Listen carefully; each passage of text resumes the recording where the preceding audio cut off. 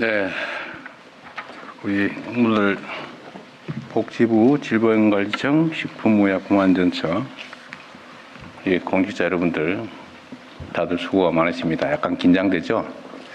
또 무슨 폭탄이 떨어질까. 그런데 그렇게 생각하지 마세요. 네, 국무회의를 지켜보신 분들은 이제 아실 텐데, 제가 무슨 숫자를 외웠거나 뭘 모르거나 이런 걸 체크하는 사람이 아닙니다. 모르면 모른다고 하라니까요. 제가 공무위원들한테 자주 얘기하잖아요. 그거 어떻게 다 합니까? 다 안다는 건 정말 특이한 케이스죠. 숫자를 모두 외울 수는 없어요. 제가 그냥 궁금해서 물어보는 거니까 모르면 모른다고 하세요. 그다음에 담당 실무자가 있으면 실무자가 얘기해 주면 되는 거죠. 제가 경기도에서 이런 방식의 회의를 많이 했는데, 제가 다 과장들도 다 참석하게 해서 했습니다. 그리고 현안 회의를 할 때는 담당 실무자까지도 같이 모여서 얘기를 같이 했어요. 거의 효율적이니까. 네, 그러면서 제가 강조한 게 있어요. 국무회의 때도 마찬가지입니다. 모르는 거 아는 척 하지 마라. 모르는 걸 아는 척 하게 되면 판단이 잘못되게 됩니다. 모르는 것도 문제죠. 뭐 알면 더 좋죠. 근데 진짜 문제는 모르는데 아는 척 하는 거예요. 그럼 판단이 왜곡됩니다. 그건 더 나쁜 거죠. 그건 못된 겁니다. 모를 수 있는 건데. 그래서 저는 업무 보고를 할 때 이게 왜곡 보고 하지 말자. 왜곡은 의도가 들어있는 거잖아요. 근데 그런 경우가 가끔씩 있습니다. 보통 요약 보고하고 본문 내용이 틀린 경우가 많아요. 그런 의도가 있는 거죠. 진짜 중요한 건 본문 속에 숨겨놓고, 본 보고서에 숨겨놓고, 요약 보고서 있잖아요. 앞에 붙이는 거. 상사들은 주로 그것만 보니까. 거기는 자기가 진짜 하고 싶은, 그러나 별로 바람직하지 않은 일들을 써놓지 않는 거죠. 그리고 나중에 결제받았다고 우기고. 그게 가장 나쁜 거죠. 물론 허위 보고는 더 말할 것도 없죠. 허위 보고는 두 가지가 있겠죠. 일부러 고의로 속이기 위해서 하는 허위 보고. 그거는 공무원 할 자격이 없는 거죠. 그건 정말로 엄중한 책임을 져야 됩니다. 근데 약간 곤란한 지경을 모면하기 위해서 하는 슬쩍 허위 보고가 있어요. 국회에서 많이 하죠. 곤란한 질문을 하면 슬쩍 그런 경우가 제가 있었던 것 같아요. 그러나 최소한 우리끼리는 그러지 말자는 거죠. 누가 그런 것 모른다고 해서 참 문제 삼을 것도 아닌데. 그래서 의도적이진 않지만 모면하기 위한 허위 보고 이런 것도 하지 마십시오. 제가 그러잖아요. 제가 공무위원들한테 처음에 모르고 거의 그럴 겁니다 이런 표현 있잖아요. 아마도 이런 표현 절대 하지 마라. 모르면 모른다고 해라. 모른다고 제가 뭐라 그러지 않았어요. 그러니까 여러분도 마찬가지입니다. 그 각 부처 안에서도 가급적이면 그렇게 적당히 떼우고 이런 거 하지 마세요. 이게 의사결정을 왜곡하니까 그런 겁니다. 허위 보고도 문제인데, 또 한 가지는 이제 보고를 누락하는 거죠. 보고해야 되는데 안 하는 거, 숨기는 거죠. 이것도 문제예요. 그러면 결국 상사들은 부족한 정보를 가지고 판단할 수밖에 없는데, 그것도 의사결정이 왜곡되게 됩니다. 그것 역시도 바람직하지 않다. 그냥 투명하게 했으면 좋겠어요. 그럼 꼭 상사를 속여야 될 필요가 있으면 그만두고 속이는 게 좋겠다. 근데 이거는 결코 절대로 용납돼서는 안 됩니다. 그래서 보고는 객관적으로 투명하게, 그리고 보고를 제대로 못할 정도의 일을 저질렀으면 책임을 지는 거고, 또는 허위 보고를 하거나 이렇게 해서까지 관철을 해야 될 일이 있으면 그건 공직자로서 할 일이 아니라 개인 사업하면서 하는 게 맞다라는 게 제 생각입니다. 그래서 오늘 보고 얘기할 때도 편하게 하세요. 어떻게 다 합니까? 뭐 더 잘 알면 좋긴 하지. 모르는 것보다 낫죠. 모르는 게 또 너무 당연하기도 합니다. 대통령님들 어떻게 국정을 다 파악하겠어요? 몰라요. 그냥 궁금한 걸 몇 개 물어볼 뿐이죠. 또 동네 여기저기서 문제가 됐다든지 이럴 경우에 한번 확인할 필요도 있고, 또 이 업무 보고라고 하는 게 본질적으로 그러지 않습니까? 우리는 다 남의 일을 하는 사람들이죠. 자기 일을 하는 사람들이 아니에요. 남의 일, 국민의 일을 하는 겁니다. 그것도 대신 국민으로부터 보수를 받으면서 국민에게 충직해야죠. 우리가 충성해야 될 대상은 상사가 아닙니다. 국민이죠. 상사로 표현되는 국민. 가급적이면 저도 국민의 시각에서 한번 물어보는 거예요. 또 국민들이 저한테 물어보라고 요구하는 게 많아요. 저한테 메시지 요새 엄청 많이 옵니다. 최근에 한 이틀 했더니 막 이것도 물어봐 주세요. 저것도 물어봐 주세요. 엄청 많아요. 관심이 많이 높아졌습니다. 오늘 아마 업무 보고의 시청률이 엄청 높지 않을까 싶어요. 요새 넷플릭스보다 더 재밌다는 소리 있던데 그건 아니겠죠. 어쨌든 국민들이 국정에 대해서 관심이 많아진 건 좋은 현상입니다.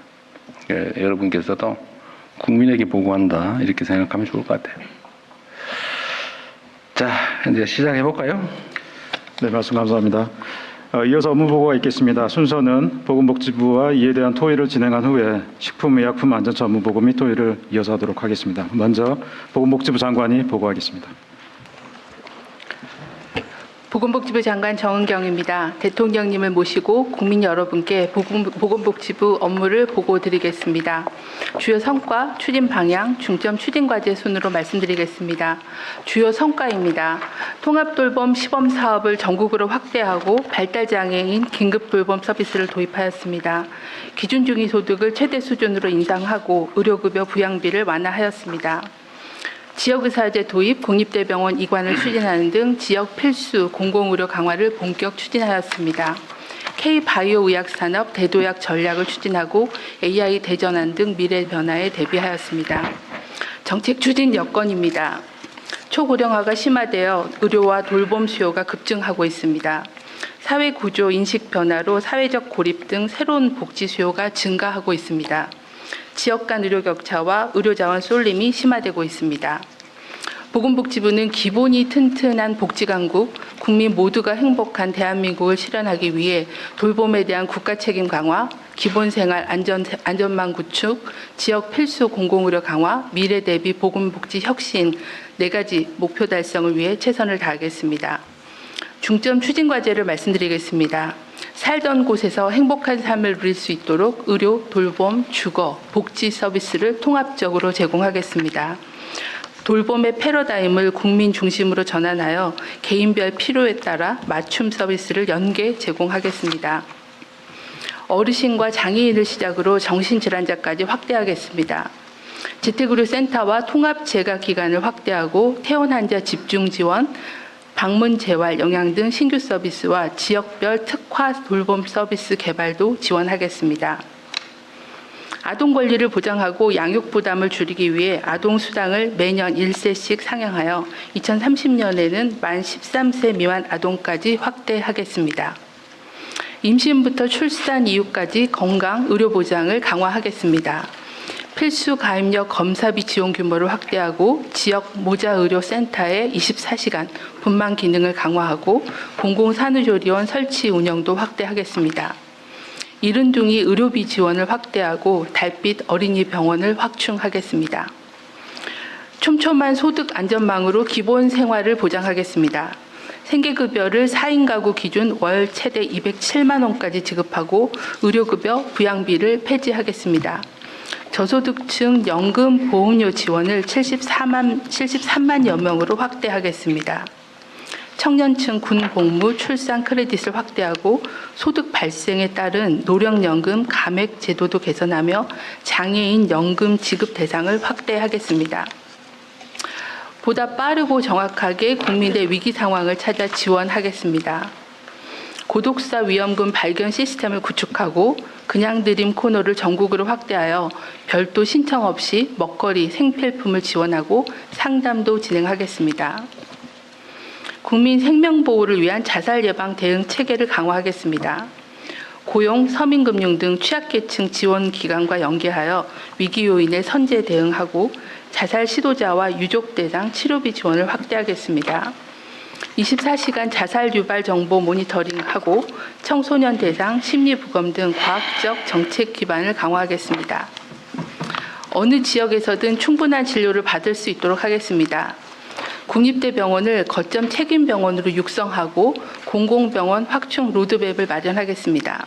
보다 촘촘한 지역의료 체계를 위하여 상급종합병원은 중증질환 중심 진료로 전환하고 필수 의료 제공을 위한 포괄 2차 병원 육성과 지역사회의 1차 의료 혁신을 함께 추진하겠습니다.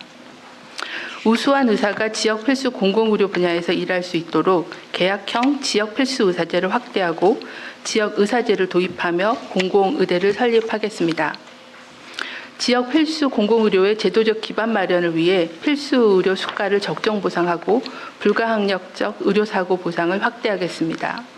안정적 투자를 위한 지역 필수 의료 특별회계를 신설하고 의료혁신위원회, 시민 패널 운영을 통해 국민 참여 의료혁신 전략을 수립하겠습니다. 전국 어디서나 적시에 응급의료 서비스를 제공하겠습니다. 보건복지부가 책임지고 중증 응급 환자가 골든타임 내에 적정 치료를 받을 수 있도록 하겠습니다. 응급의료 상황실에서 중증 응급 환자 이송 전원을 통합 관리하고 응급 질환별 진료 네트워크를 확대하고 우선 수용병원을 지정하겠습니다. 최종 치료 역량 기준으로 응급의료 기관을 재편하고 중증 환자를 적극 수용한 경우 사법 리스크는 완화하고 성과 보상을 강화하겠습니다. 바이오 헬스 초격차 기술 확보로 잠재 성장률 반등을 견인하겠습니다. 임상 3상 특화펀드를 신규 조성하고 AI 디지털 의료기기에 집중 투자하겠습니다. 첨단 재생의료 치료제도를 활성화하고 화장품 수출 지원을 강화하겠습니다. AI 기술로 의료 복지 돌봄을 혁신하겠습니다. 공공의료 AI 고속도로를 구축하고 응급 중환자 실시간 대응과 원격 협진에 AI 기술을 적용하겠습니다. 아동수당 등 보편적 복지급여는 자동 지급하고 소득재산조사가 필요한 선별급여는 심사 자동화를 추진하겠습니다. 돌봄 기술에 AI를 접목시켜 돌봄 인력 업무 부담을 경감하겠습니다. 국민 일상 속 작은 과제부터 꼼꼼히 챙기겠습니다. 체중증 발달장애인 긴급돌봄 확대, 희귀질환 치료제 신속급여 등 국민 기본 생활을 지원하겠습니다. 노인부부 동일병실 입원 허용 및 연명의료 대상 확대 등 규제 개선도 추진하겠습니다. 복지부는 국민이 행복한 대한민국을 만들기 위해 아동 삶의 만족도를 높이고 지역 간 건강 격차를 줄이는 등 정책 성과를 꾸준히 창출해 나가겠습니다. 모든 국민의 소득, 건강, 돌봄, 기본 생활을 보장하고 인구 구조 변화와 AI 대전환에 적극 대응하여 미래 보건복지 강국으로 도약하겠습니다. 보고 감사합니다. 다음은 업무보고와 관련된 토의를 시작하겠습니다. 네. 보건복지부는 하는 일이 진짜 많죠? 네, 많습니다. 네. 이거 요약한 걸 텐데 이거 말고도 엄청나게 많을 겁니다. 네, 갈수록 또 일이 줄어드는 게 아니라 늘어나는 게 이 부처의 특성 같아요. 어쨌든 수고 많으십니다.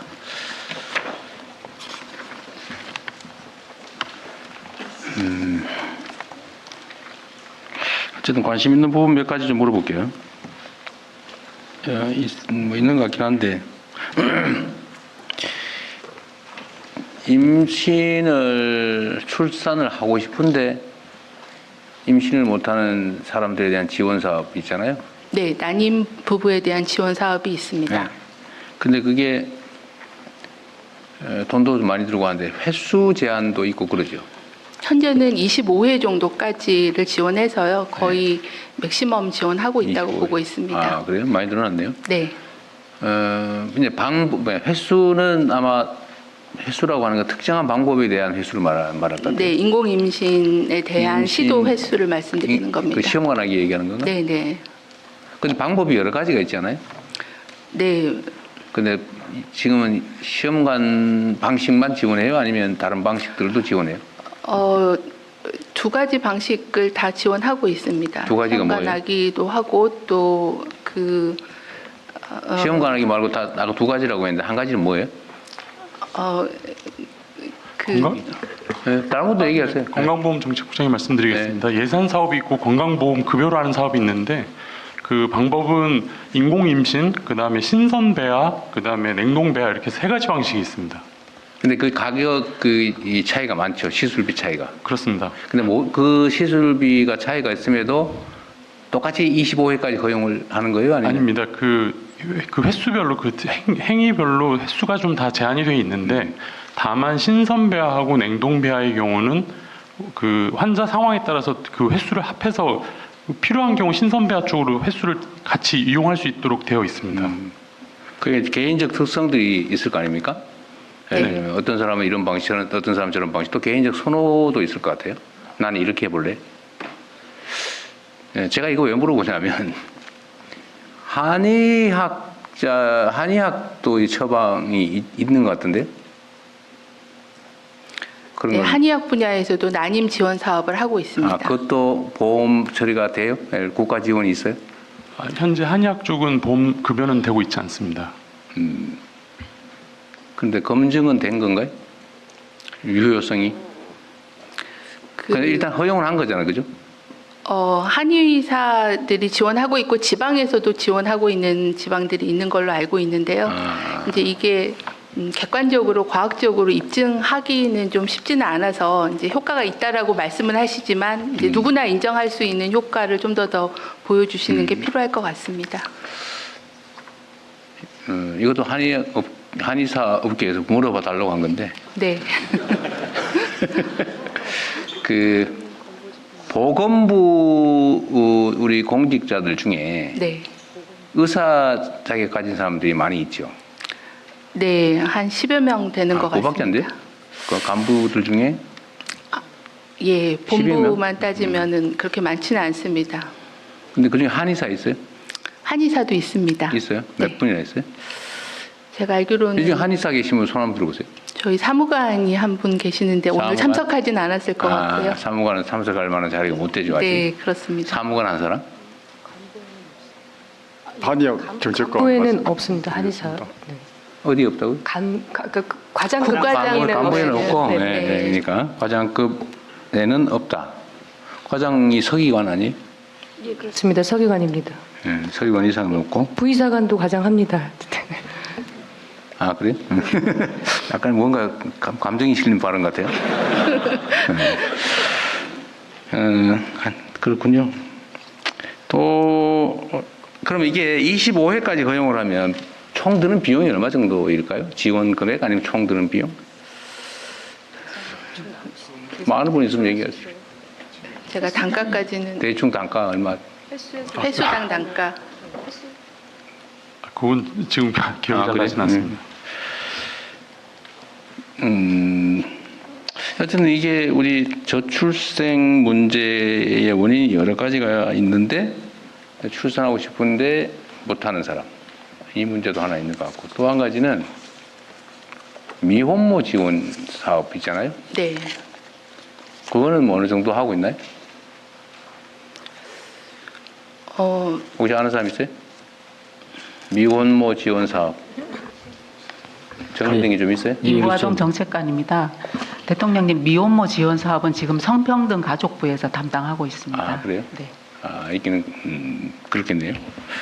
그럼 나중에 딴 데 가서 물어보겠습니다. 예, 또 하나 이런 의료보험 관련된 문제, 이런 문제 있는데 그 의료보험료 지출이 젊을 때는 별로 안 하고 나이 들어서 많이 내고 그것도 사망 직전에 뭐 엄청나게 지출된다고 하잖아요. 네. 거의 뭐 마지막 순간에 임종 순간에 한 90%, 70%, 90%? 뭐 그렇게 얘기하는 경우도 있던데. 어쨌든 임종 순간에 엄청나게 지출되죠. 나이가 들어서 많이 내고. 그래서 젊은 사람들이 나 보험료만 내거나 혜택도 못 받는데 억울하다 이런 생각하는 사람도 있는 것 같아요. 그것도 꽤 물론 이게 보험의 원리상 젊을 때 많이 내고 나이 들어서 필요할 때 쓰고 하는 게 보험의 원리이긴 한데. 네. 어쨌든 당장은 그런 생각이 드는 경우도 있을 수 있겠어요. 그래서 하는 얘기인데 제가 전에 이번 말고 저번 대선에 나올 때인데 탈모약 지원을 해주겠다고 공약한 일이 있거든요. 근데 이번에는 제가 안 했어요. 그래도 저한테 왜 약속해놓고 안 지키냐 그래서 내가 저번에는 했지만 이번 약속하지 않았다 이렇게 말하기 어려워서 안 해. 그러고 넘어가고 있는데 이 탈모도 병의 일부 아니냐. 그저 젊은이들이 많이 쓴다고 하더라고요. 그거 혹시 검토해 보셨어요? 지금 이제 아마 의학적 이유로 생기는 탈모는 의료보험, 건강보험에서 원형 탈모 같은 건 치료를 지원을 하고 있는데요. 이제 약간 유전적인 요인으로 생기는 그런 탈모의 경우에는 이제 의학적인 치료하고는 연관성이 떨어지기 때문에 건보급여는 하고 있지는 않은데 비급여 진료에 탈모나 여드름이나 비만 치료제가 좀 많이 쓰이고 있는 것은 사실입니다. 유전적이지 질병이라고 할 수 없고 유전적 요인에 의해서 생긴 속된 말로 대머리니까 안 해준다가 원리인 것 같군요.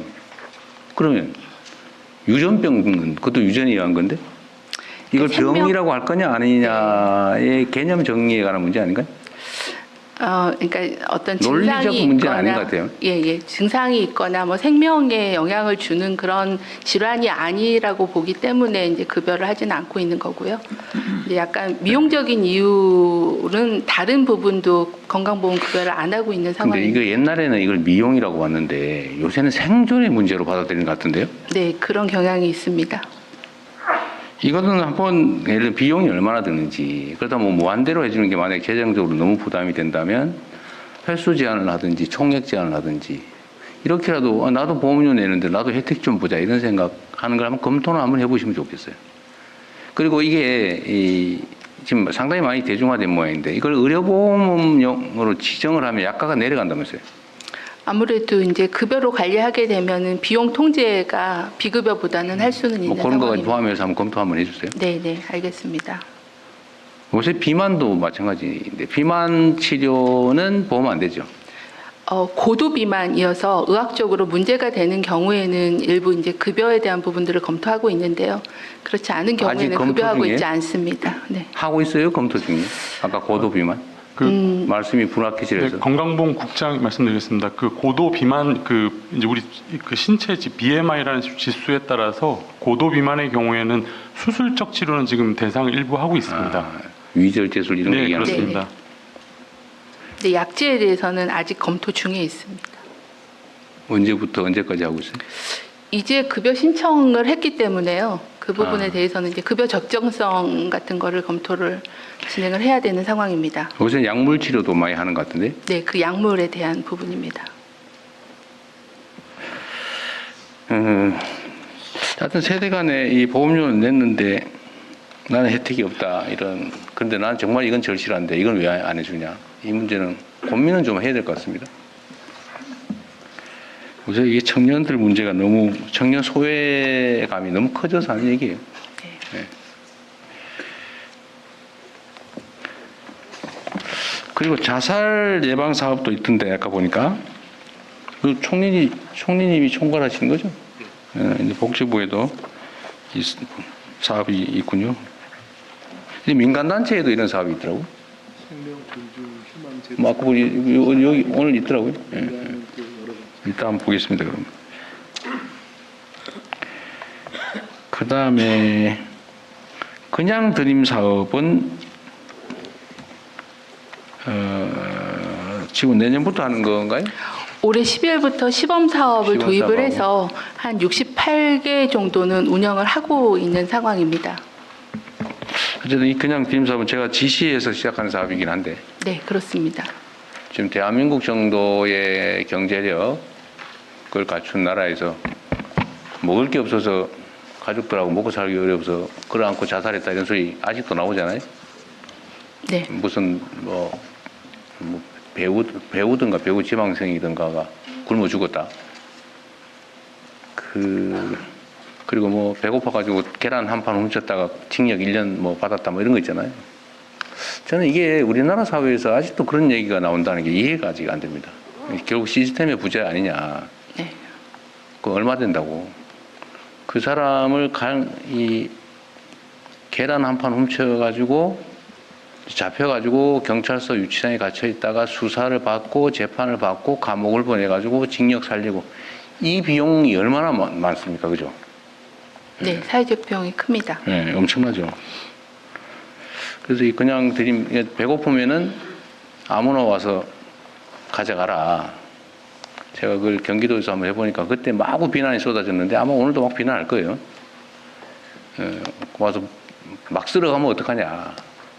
도덕적 해이를 유발한다. 돈 있고 먹고 살만한 사람이 와서 막 가져가면 어떡할래? 막 그런 비난 있잖아요. 걱정. 근데 실제로 그런 거 벌어지지 않았습니다.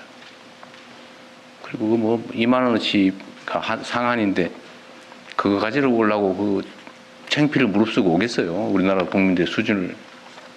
실제로는 그런 부작용은 없더라. 네. 최소한 대한민국 사회에서는 굶는 것 때문에 고통받지 말자라는 취지니까 이거는 좀 신속하게 빨리 확장을 좀 하면 좋겠어요. 그리고 이게 뭐 엄청난 시설이나 인력이 필요한 게 아니잖아요. 어디 네. 뭡니까 저 푸드뱅크 뭐 이런데 지금 푸드뱅크 복지시설 통해서 이런 데다 그냥 놓고 와서 가져가세요.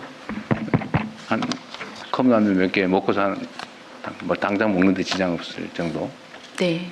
내년에는 150개 정도까지 확대하고요. 전국적으로 더 숫자를 늘리도록 하겠습니다. 내년에 150개, 우리나라 지방자치단체가 200 몇십 개인데 네. 기초 시군구가 시군구 단위로 없는 데가 있다는 것도 사실은 좀 그런데 네.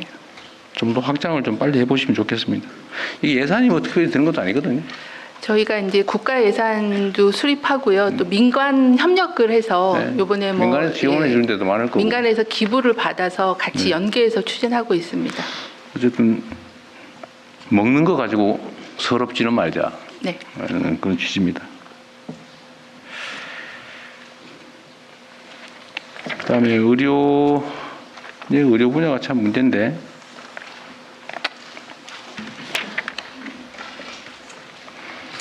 지금 이게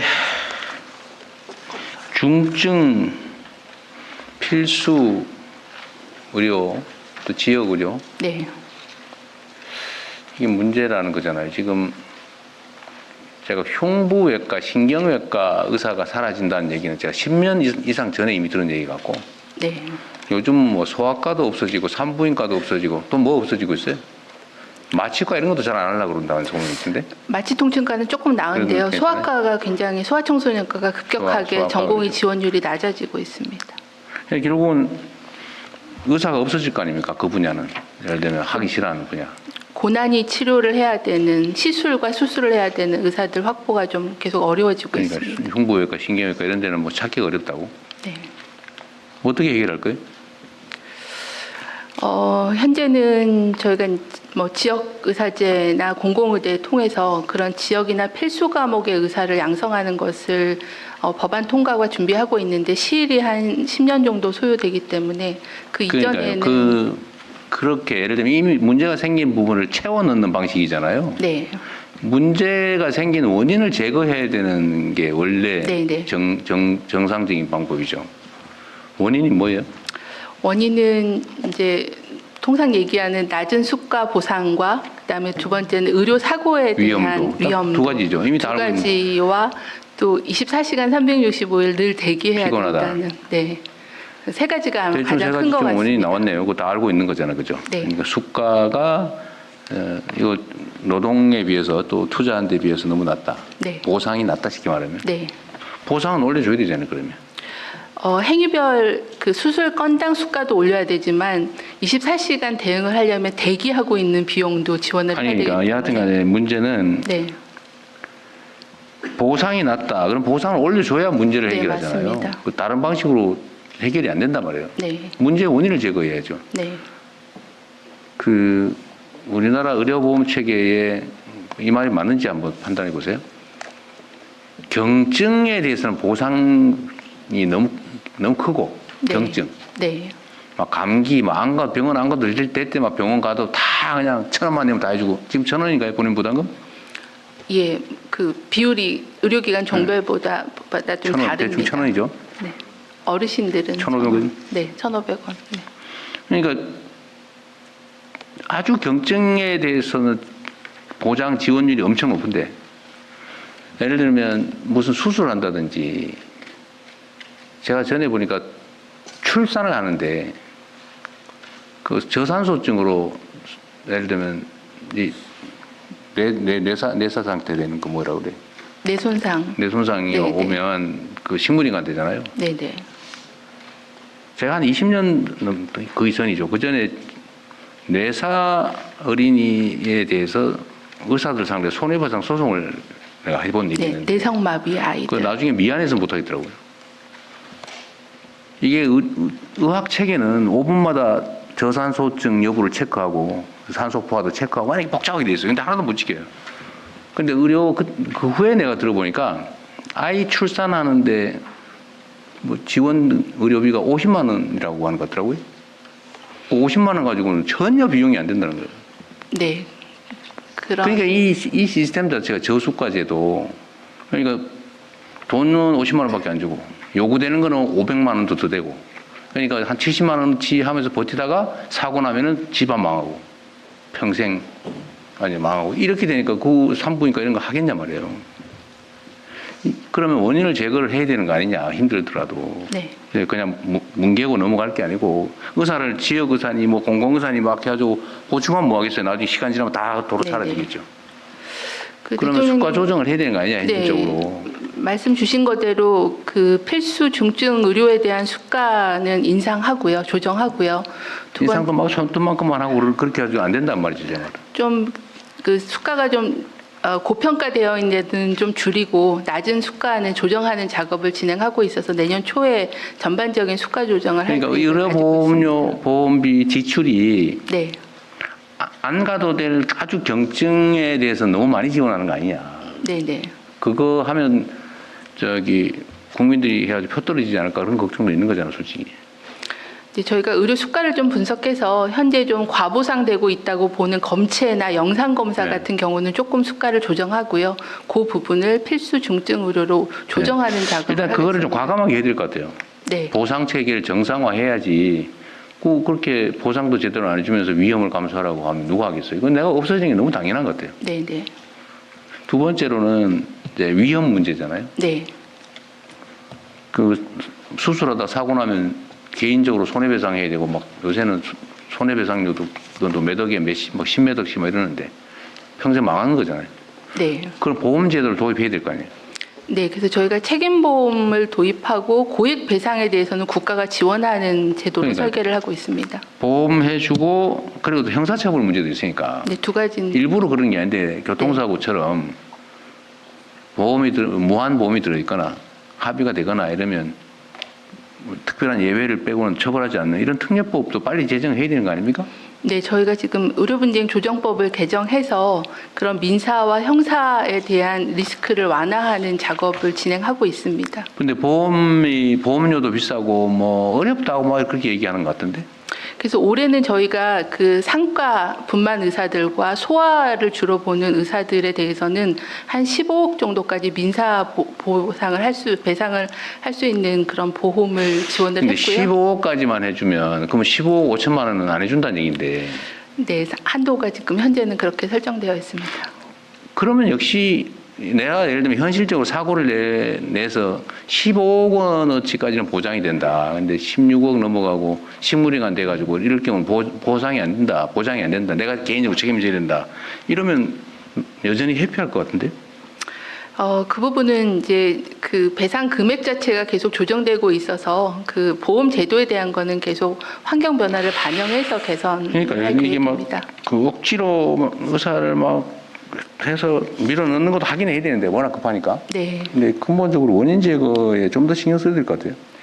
네, 대통령이 말씀 주신 대로 수가 조정하는 부분과 또 민사 형사 소송에 대한 부담을 완화하는 것과 또 그 근무 부담을 좀 낮춰줄 수 있는 네트워크 활성화 이런 부분들을 계획하고 있습니다. 그러니까요. 이거 이제 제가 이 얘기를 이제 길게 하는 이유가 뭐냐면 이제 이 장면을 많은 분들이 지켜보게 될 텐데 이 정책에 있어서는 이 포퓰리즘을 많이 피해야 된단 말이에요. 네, 근데 지금 사실 우리 국민 개개인 입장에서 생각해도 내가 중증에 대해서 치료를 받지 못한다.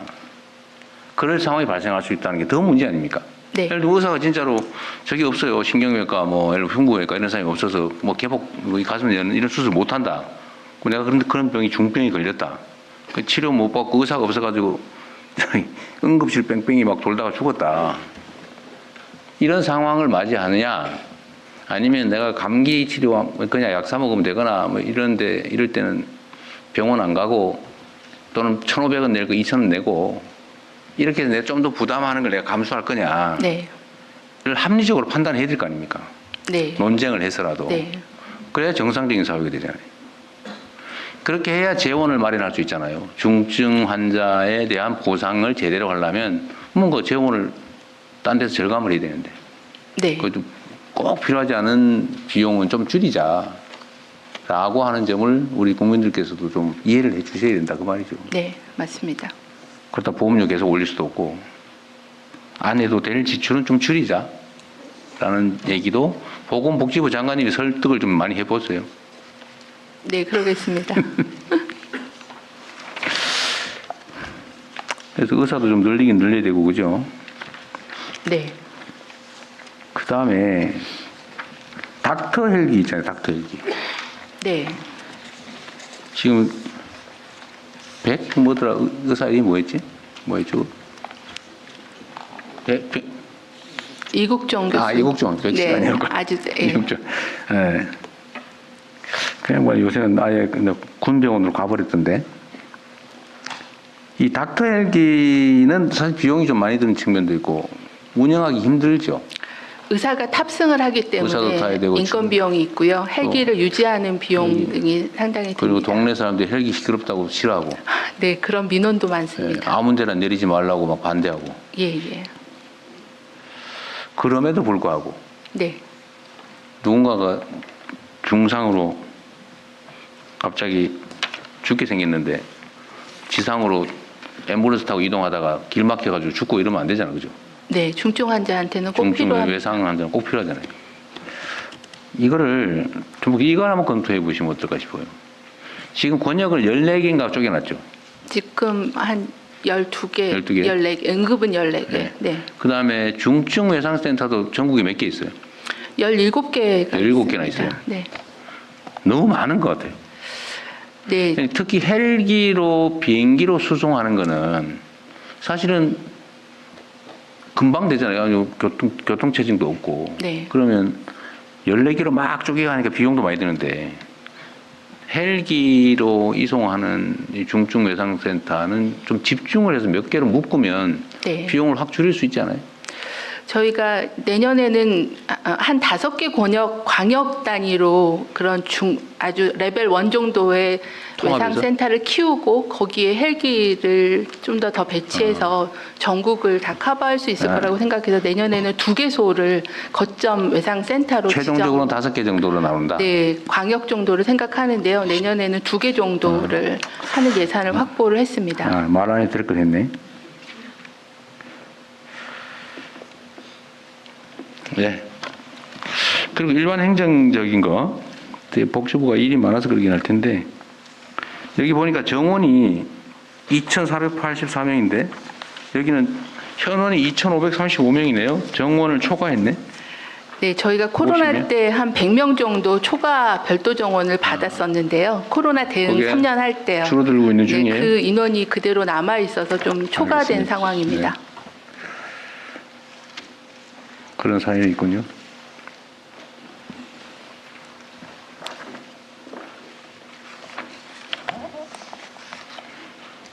아, 연금도 여기 소관인가요? 네, 그렇습니다. 네. 이게 연금 고갈 연도가 언제냐 가지고 논쟁도 많고 그래서 뭐 연금 개혁해야 되는데 구조 개혁도 해야 된다. 저번에 연금 보험료하고 또 뭐라 그래 그 소득 대체율 그건 이제 네, 입법이 됐으니까 네, 모수 문제는 개혁을 이제 구조 개혁을 해야 된다. 그런데 최근에 주가가 올라가지고 150조인가 200조인가 늘어나면서 고갈 연도가 뭐 20몇 년, 30몇 년 이렇게 늘어났다면서요? 네, 그 정도의 수익률을 저희가 이제 5.5% 수익률을 낼 경우에는 2071년이라고 추계를 하고 있는데요. 이제 수익률이 5.5%를 더 넘어서게 되면 기금 고갈 시기가 더 지연될 거다라는 그런 보도들이 네. 많이 있었습니다. 근데 일단 올해 하반기만 한 150조 원 주식시장 활성화를 한 150조 원 이상 벌었다는 거 아니에요?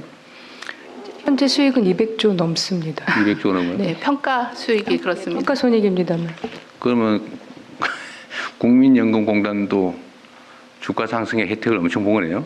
즉 국민들도 혜택을 많이 본 거네요. 네, 국내 주식 상승률이 가장 높게 평가되고 있습니다.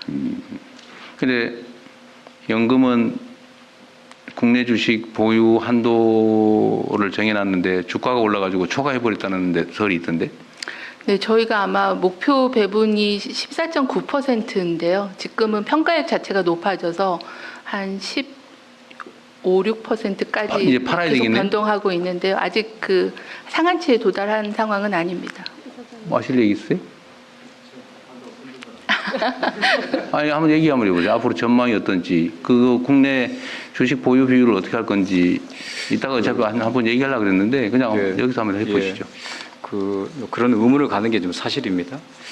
국내 증시가 잘 되는데 국민연금이 더 많이 보유하면 그만큼 국민연금도 득이 되고 우리 국민들의 노후 보장도 더 들어지는 거 아닌가라는 그런 말씀도 있는데요. 최근 10년 동안의 그 국내 해외 주식의 이익의 차이를 보면 그동안에는 압도적으로 해외 주식의 수익률이 높았습니다. 근데 올해 유독 오히려 국내 주식의 투자율이 높기 때문에 저희가 정해져 있는 투자 한도가 있는데 그걸 넘어서서 오를 하고 있고요.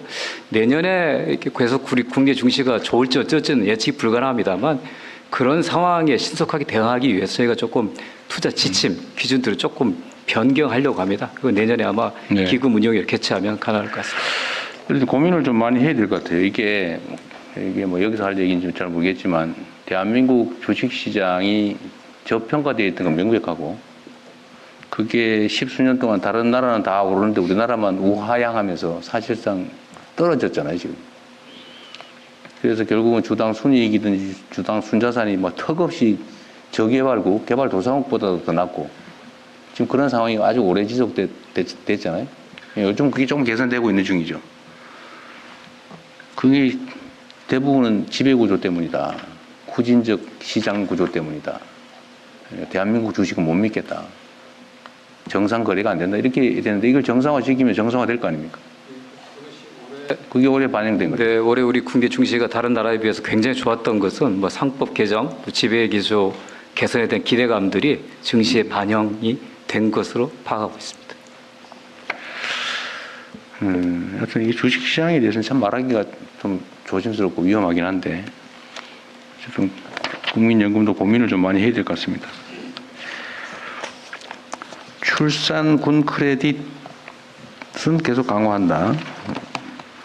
그 연금 가입 연도를 늘려준다 그 말이죠. 둘째부터 크레딧을 줬는데요. 네. 이제 첫에도 출산에 관련된 연금 크레딧을 지원하는 걸로 법 개정이 돼서 내년부터 적용합니다. 둘째는 지금 12개월이에요. 12개월. 네. 셋째는요? 셋째는 18개월, 첫에는 12개월. 그렇게. 그렇게 네, 늘린다. 셋째는 18개월인데요. 첫째는 12개월, 둘째는 12개월. 똑같이 12개월, 네, 네. 근데 셋째는 예전엔 18개월. 현재는 둘째밖에 안 해줬는데 이제 첫애까지 확대해서 해준다는. 근데 첫째, 둘째도 차등을 둬야지 왜 똑같습니까? 네, 한번 고민해 보겠습니다. 그냥 일감으로.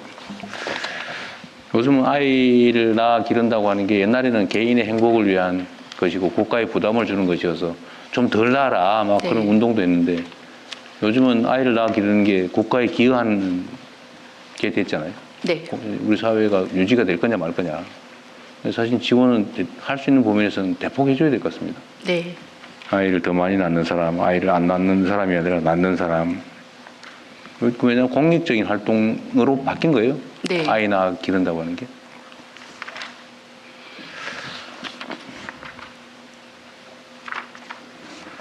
그 8페이지에 보니까요.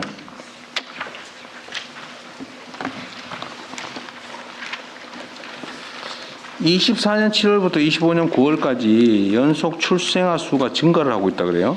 24년 7월에서 25년. 저는 일시적 현상인 줄 알았더니 하여튼 이게 1년 이상 계속되고 있어요. 전년도 대비 또 네, 계속 전기 증가하고 대비 늘어나고 있는데 이유가 뭡니까? 아마 이제 그 지금 아이를 낳는 그 시기의 연령 구조나 결혼 한 뭐 코로나 이후에 지연됐던 결혼이라거나 하는 그런 약간 결혼하는 부부의 세대의 가구 숫자의 변화가 조금 있고요. 문화의 변화, 의식의 변화가 아니라 출산 가능 예, 가임 여성이나 바뀌었다. 신혼부부의 밀어놨던 숫자에 사람이 대한 결혼하고? 부분들, 네, 그런 영향도 좀 있고요. 또 그리고 이제 그 뭐라 여러 가지 베이비붐 세대의 자녀들이 아무래도 숫자가 맞아요. 많다. 네, 네. 베이비붐 세대들의 자녀들이 다시 출산하는 시기. 출산 가능 여성 수가 늘었다 상대적으로. 네, 네. 이 계속된다는 보장이 없네요, 쉽게 말하면. 그래서 가입 여성 숫자는 제가 정확히 기억은 못 하는데요. 말씀하신 대로 지금 되게 많은 상태인데 줄어갑니다. 그래서 네. 올해 저희 출생아 수 전망은 한 25만 정도, 25만 4천 명 정도 보고 있는데 이 추세가 계속 인구 구조로는 이어가기는 좀 어렵고요. 네, 일시적으로 정책- 늘어났다고 말이죠. 그러니까 쭉 인구- 늘어나다가 살짝 그렇죠. 늘었다가 다시 쭉 떨어질 가능성이 있다. 그렇죠. 인구 구조로는 그렇지만 이제 저희는 말씀드리는 게 그래도 그 동안에 저출산을 이제 네. 극복하기 노력이 좀 반영된 게 아닌가 출산 이런, 네, 의욕을 좀 고쳐야 제고해야 되고. 되겠죠. 네, 예. 그렇습니다. 아이를 낳아 기르는 게 고통이 아니라 행복이 될 수 있게 바꾸는 게 중요하겠죠. 네. 자산 소득 격차가 계속 확대되고 있다. 근데 통계표를 보니까요. 20년에는 순자산 5분위 배율이 18년 6.26, 20년 6.71 살짝 늘어났다가 22년에 또 살짝 줄었어요. 6.58 그러다가 24년에는 6.90으로 늘고 25년에는 왕창 늘어가지고 대폭 늘어서 7.82까지 폭증을 했어요. 혹시 원인이나 뭐 이런 거 분석해 본 거 있어요? 누가 아는 분? 담당 부처가 어디예요? 담당 부서가? 이 자료는 이제 데이터처에서 발표한 자료인데요. 저희가 그냥 완전하게 분석한 건 아닙니다만 소득이 벌어지면서 그게 자산의 격차로 이어지는 게 아니냐. 근데 이걸 계량화되게 저희가 분석한 자료는 없습니다. 20년에서 22년 사이에 벌어진 일이 뭐가 있냐면 코로나죠. 코로나. 네. 코로나 때 대대적인 지원금 정책이 있었죠. 그때 그것 때문에 이 소득 격차가 줄었다는 얘기를 그때 당시에 제가 들은 바가 있는데 그것 때문일까요? 그때 20년과 22년 사이는 그 영향이 큽니다.